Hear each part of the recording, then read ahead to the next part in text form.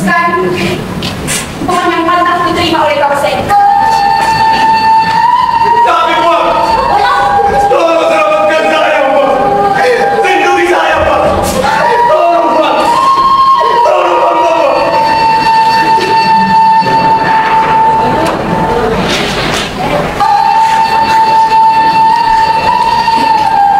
Anakku, hukum itu tidak bisa seperti karet yang kita bisa tarik dan kita kendorkan. Tidak, anakku, tidak. Ibu juga tidak rela kehilanganmu. Tapi hukum telah berkehendak demikian. Walaupun kau anakku, Kau Seng, tapi engkau selalu berbantai ibu, nak. Buka sini saja, kami buka sini, ya.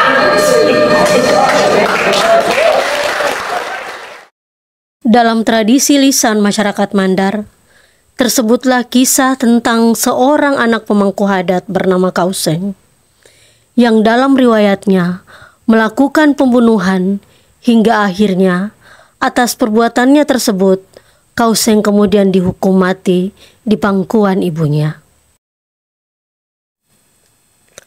Supremasi hukum dalam kisah ini sangat melegenda di kalangan masyarakat Mandar, hingga sedari kanak-kanak tertanam dan mempengaruhi perjalanan hidup seorang tokoh nasional dari Mandar, mantan Jaksa Agung sekaligus pendekar hukum, yakni Bapak Baharudin Lopa. Cerita rakyat Kau Seng ini memiliki akar sejarah dan diyakini memang pernah terjadi kisaran akhir tahun 1800-an di sekitar wilayah Karamak, pesisir kerajaan Balanipa. Dan garis kekerabatan keluarga besar Kau Seng masih jelas dan tersebar di beberapa titik di daerah Mandar. Dalam kisahnya, Kau Seng adalah seorang anak pemangku adat di kerajaan Balanipa Mandar. Ayahnya bernama Puang Gama, sedangkan ibunya bernama Puang Cadia. Dalam struktur kerajaan Balanipa, ayah Kau Seng menduduki jabatan sebagai Pak Bicara Kayang, yang termasuk dalam 10 soko atau 10 pejabat besar perangkat adat yang menjalankan roda pemerintahan di kerajaan Balanipa. Ada sumber mengatakan, Pak Bicara Kayang merupakan jabatan yang terakhir lahir untuk melengkapi perangkat adat 10 soko. Pejabat pertama Pak Bicara Kayang diberi kebesaran oleh adat atas dasar kecerdasan dan kebijaksanaan tokoh tersebut, sehingga dalam perjalanannya Pak Bicara Kayang dipercaya sebagai hakim atau pihak yang memutuskan dan menyelesaikan berbagai perkara.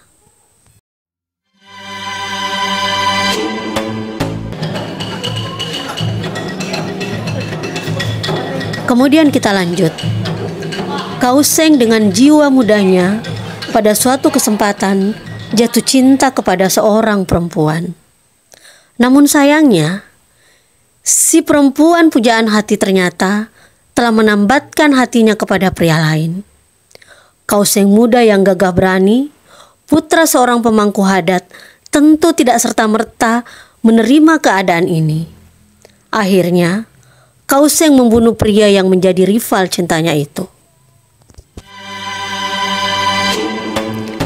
Kabar peristiwa pembunuhan ini dengan cepat menyebar dan membuat gaduh seisi kampung.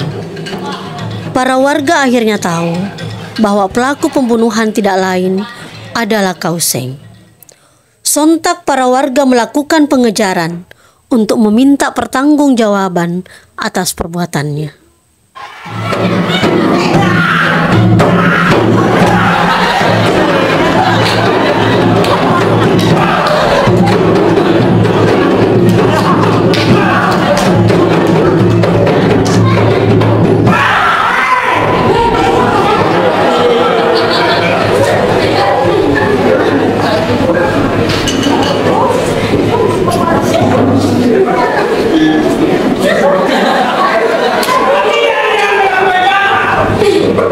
Kau Seng sudah sampai di depan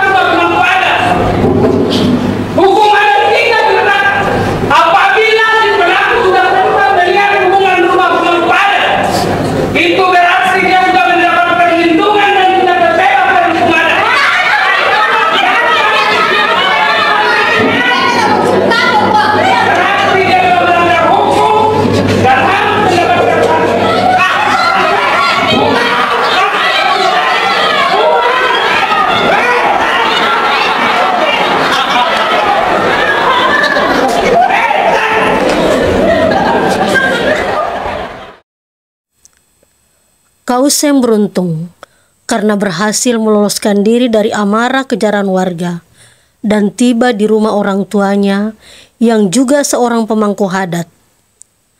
Kasus ini menurut hukum adat di Mandar semestinya mendapat ganjaran hukuman mati.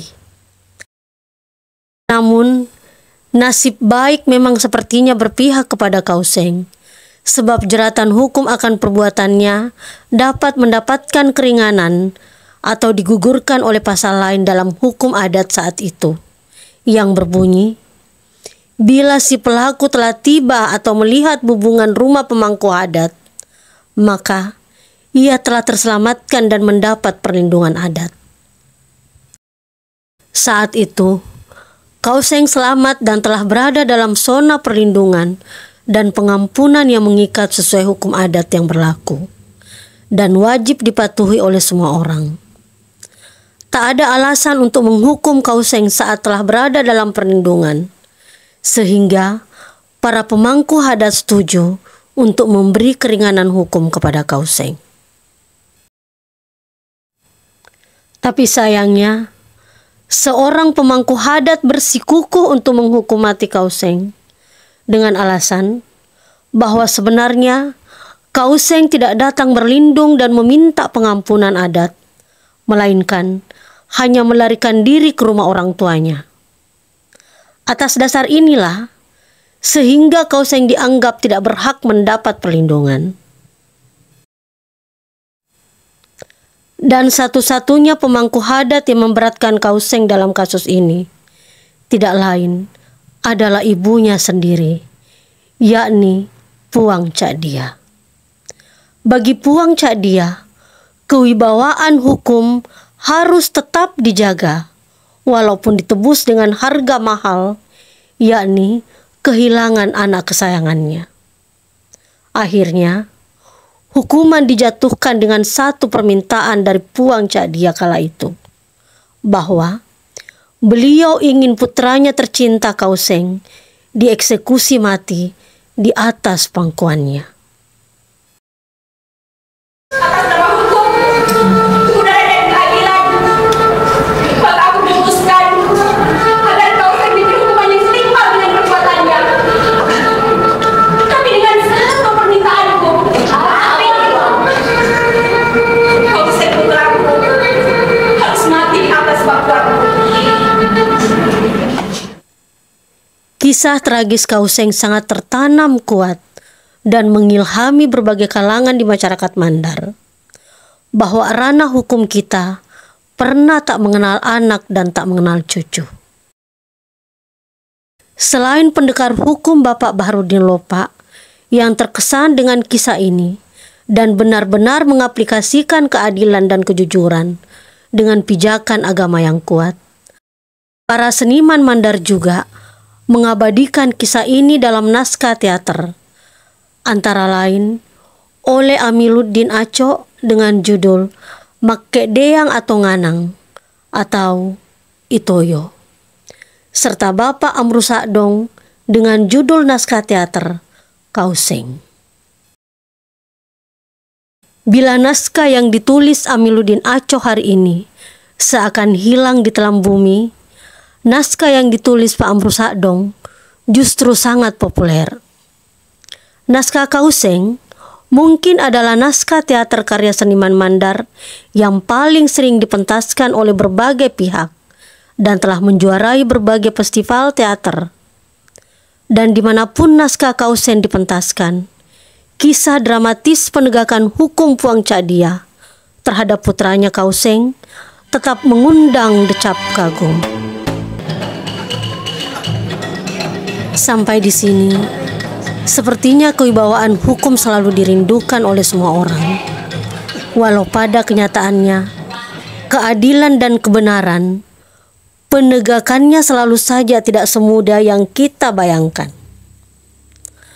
Namun di Mandar, kepastian hukum pernah berada dalam kondisi tidak tergugat, bahkan oleh ikatan darah ibu dan anak.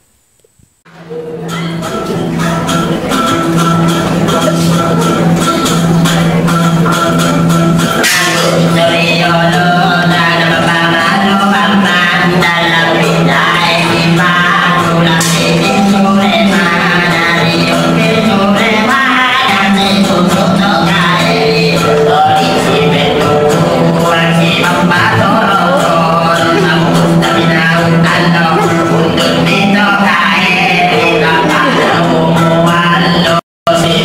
Nah,